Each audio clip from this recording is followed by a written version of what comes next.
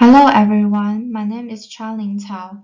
Today, on behalf of my co-authors, I'm going to present a brief summary of our recently published manuscript called Adverse Outcomes Associated with Short-Acting Beta-Agonist Overuse in Asthma, a Systematic Review and Meta-Analysis.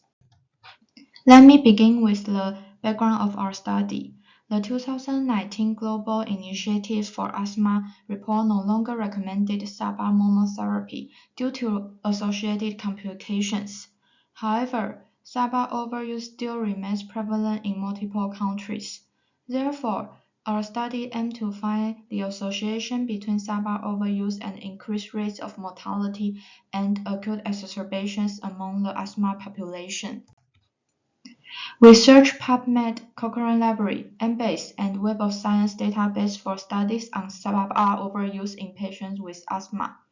Randomized control trials, cohort studies, and cross-sectional studies were included. Poor risk ratios were calculated for all-cause mortality and acute exacerbations. Subgroup analyses were also conducted based on study design. We found that SABA overuse was associated with significantly higher mortality and a significantly higher rate of acute exacerbations. Also, an increased risk of acute exacerbations was observed in retrospective cohort studies and cross-sectional studies.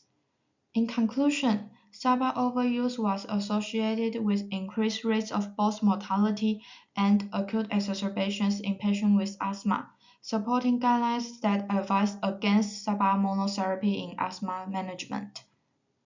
Thank you for your listening.